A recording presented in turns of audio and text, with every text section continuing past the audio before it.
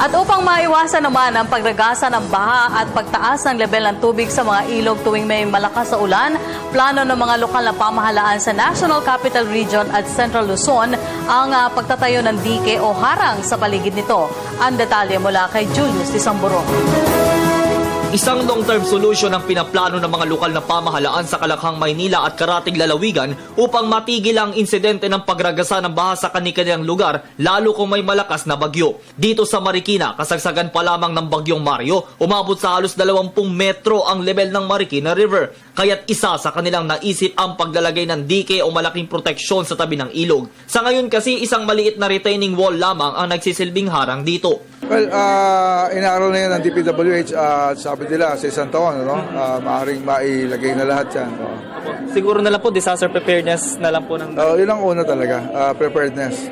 Sa isang ginawang pag-aaral ng lokal na pamahalaan at ng Department of Public Works and Highways, malaki ang maibibigay na tulong ng nasabing dike para hindi lumala at lalong tumaas ang level ng ilog na siyang nakakaapekto naman sa mga naninirahan malapit dito. Kahit na hindi tayo tinamaan ng Bagyong Ruby, pero nandun yung nakita natin yung pagkakaisa at pakipagtulungan ng ating mga kababayan na kung sakali sa pagkakataon, huwag naman sana dumating, talagang kailangan maglikas o magtulong-tulong para maiiwas natin ating mga kababayan sa anumang sakuna. Sa anumang kalamidad tulad ng bagyo, handa din ang Central Luzon dito. Inaksyonan na din naman nila ang agarang konstruksyon at pagsasaayos sa mga dike, gayon din ang pagpawi sa pangamba ng publiko na pagragasa ng lahar sakaling magdulot ng mataas na tubig baha ang malalakas na pag-uulan. Usually, bumagyo ngayong araw na to. Okay. Alam mo, ang baha, 3 days after.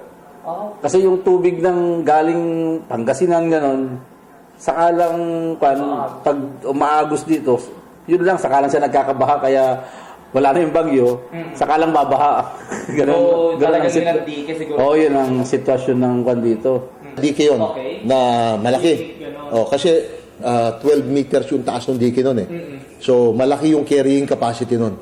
So, kahit umagos yung tubig? Yes.